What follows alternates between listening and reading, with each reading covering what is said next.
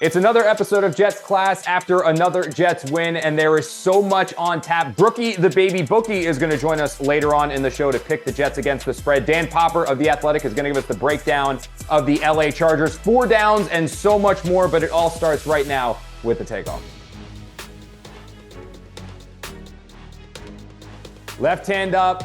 It's on me. I'm sorry. I have no idea how I can even sit here without a coat after that freezing cold take that I fired off, pronouncing the Jets TOD with 24 seconds left, only to have Zach Wilson make those 2 ridiculous passes to get them in the field goal range and then beat the Giants in overtime. But here's the thing. The Jets right now, they absolutely are alive with not only the playoff picture, but the AFC East as well. But if they want to actually get there, unseat the Bills, unseat the Dolphins, get into the postseason for the first time in over a decade, they need to fix this offense. That's the offensive line. Find some kind of consistency as injury after injury continues to ravage it. They might get it with Joe Tippmann coming back. They need to be better on first and second down because that should fix their third down problems. 2 of 15 against the Giants. That was only marginally worse than what they were the previous 2 weeks against the Broncos and the Eagles. The Jets have the chance to truly get to the postseason, but it's time for the offense to start carrying their weight. They've got it on special teams, got it on defense. Now it's offense. You got to do your part.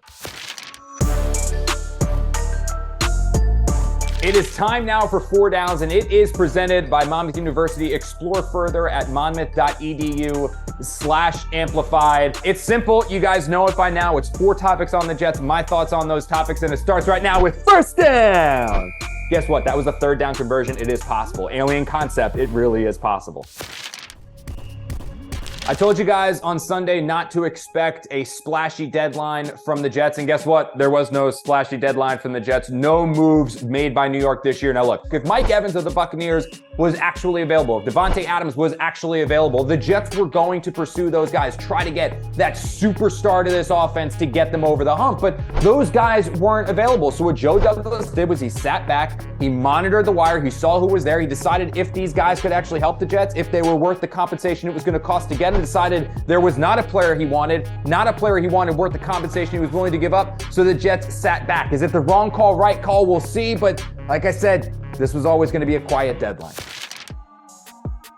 We gave Robert Saleh an awful lot of credit for the way that he kept the Jets together after that slow start, after they lost Aaron Rodgers, to have them right now, right in the thick of the playoff discussion. But there needs to be some criticism right now for the fact that the Jets are developing a reputation as one of the more undisciplined teams in the NFL. That is going to catch up with them if they can't nip this in the bud ASAP. Look at these numbers. The Jets rank 15th in the NFL, averaging 6.3 penalties per game. That doesn't seem too bad, right? Right around the middle of the pack. No. Their last 3 games, they're averaging 9 penalties per game, worst in the NFL. Making matters worse, it's the dumb penalties that are plaguing this team. They are tied for 2nd in roughing the passer calls with 4. They are 1st in the NFL in unnecessary roughnesses with 6. We saw those penalties lead to a Giants touchdown, which nearly led to a Jets loss. The Jets have to clean this up because if they want to get to the postseason, if they want to be one of the best teams in the NFL, if they want to be in a position to really contend when Aaron Rodgers gets back, they cannot be undisciplined. It will catch up to this team sooner or later.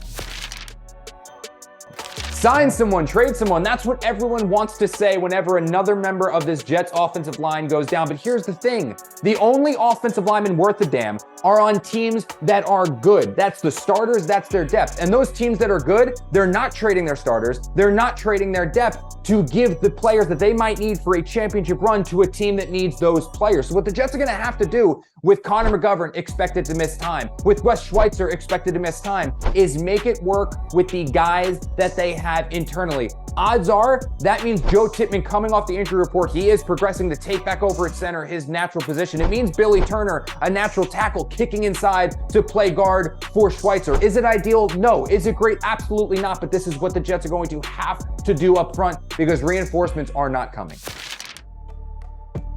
We're going to have Dan Popper on the show in just a little bit to break down the ins and outs of the Chargers, but I really don't care what he has to say when he makes his game prediction because guess what? The Jets are going to win this game. They're the better team. Justin Herbert, he's all world, but he tends to come up a little bit small against good defenses in prime time. I'm expecting that to happen again on Monday night. Offensively, this is the game the Jets can get going because the Chargers defense, they've been underperforming all year. Khalil Mack, Joey Bosa, they're not world beaters or the world beaters that they're expected to be playing like. Brandon Staley, defensive-minded head coach, wouldn't know it watching this team. I fully expect the Jets to go out there and have their best game of the season under the lights and beat LA at MetLife Stadium.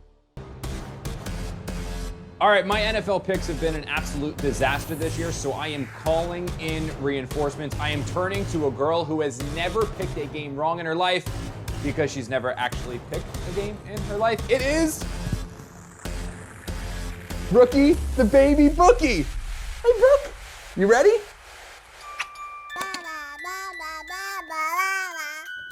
I have a question for you. Jets +3 or Chargers -3? Make the pick.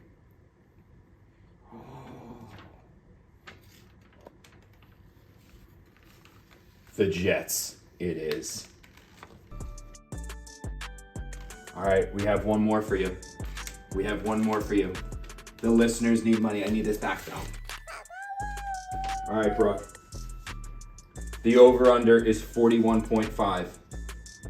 Is it going to go over or will it go under? Over.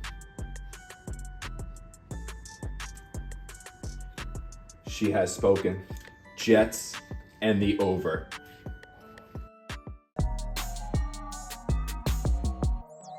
All right, let's go behind enemy lines now with my good friend Dan Popper of The Athletic, who covers the LA Chargers. Popper, thank you so much for joining me, man.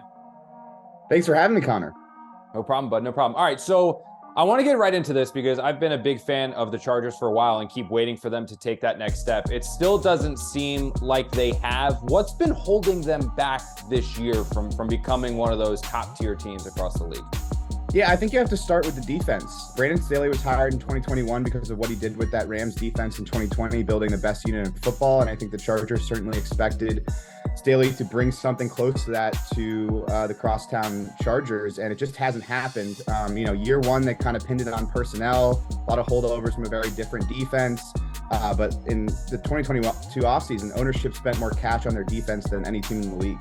Traded for Khalil Mack, signed Sebastian Joseph-Day, signed Austin Johnson, signed J.C. Jackson, and, obviously has not developed into the defense they expected. It's a, bottom 5 in the league defense, had a better game against the Bears on Sunday night, but you really have to start there when you're talking about why the Chargers haven't met expectations this season. Now, I know one of the things that was most interesting to me about the Chargers this past offseason was actually the addition of their new OC, bringing him over, Kellen Moore, bringing him over from Dallas. Has he been everything the team hoped for, or is there a bit of an acclimation period there where they're learning a brand new scheme? Yeah, it's a good question because I don't think he's been everything the team hoped for, but I still like what he's doing. Justin Herbert fractured his middle finger in his non-throwing hand in week 4, and that's kind of affected the passing game a little bit. I like what he's doing creatively. I like what he's doing schematically. You can see there's a lot of intention there in terms of how he game plans and calls plays. But in terms of meeting expectations, the run game is not anywhere close to where they expected it to be. That's a big reason why they moved on from Joe Lombardi. Kellen Moore had a lot of success in Dallas running the football with Ezekiel Elliott and Tony Pollard in that offensive line. They figured schematically that Kellen Moore could bring that run game to Los Angeles. And since week 1, they had a huge game against the Dolphins. Since then, they've been by far the worst rushing team in the league. So I think when you talk about what Kellen Moore has done, I think structurally, I think it looks good, but the running game has to get better for him to meet expectations to get to where they thought this offense would be when they hired him in January. One of my good friends from home actually kind of sent me this text message in jest, probably for fantasy football reasons, but it kind of got me thinking, and it was, quote, "Is Justin Herbert overrated?" I mean, I think he's really good. I don't think he's overrated. But the reality of the NFL is you have to win at quarterback. And we can talk about what wins are in quarterback stat, and that's fine if you're doing deeper analysis. But when you're talking about the layman fan looking at quarterbacks, like if you don't win in the postseason, then you're not going to be worth that $262 million contract, especially when you build a 27-0 lead in your first playoff appearance and you blow that lead and you miss a touchdown throw to Keenan Allen. Like all of that stuff is fair. And I think that criticism is going to exist for Justin Herbert until he gets it done in the postseason. But like he's incredibly talented. You're going to watch him on Monday night in East Rutherford and see him make some throws that you don't see anybody else make. And so that's the reason why he's getting paid, but he has to get it done. He has to win. But I don't think he's overrated. I've watched every game he's ever played. He's a tremendous quarterback. I just think he needs a little bit more help from his defense and a little bit more help from his running game to really be able to put this thing together and win, in the postseason if the Chargers can get there. All right, last one for you, Pop. Right now, last line I saw was the Chargers favored by 3 on the road at MetLife. What's your pick and why for the game? Yeah, I think the Chargers pulled out, but I think it's going to be ugly. I think it's going to be low scoring, and I think it's going to be a really tight game. And but I get the sense that like we said, like you can't take a lot from that Bears game, but I think in terms of morale, it really meant a lot to those guys in the locker room.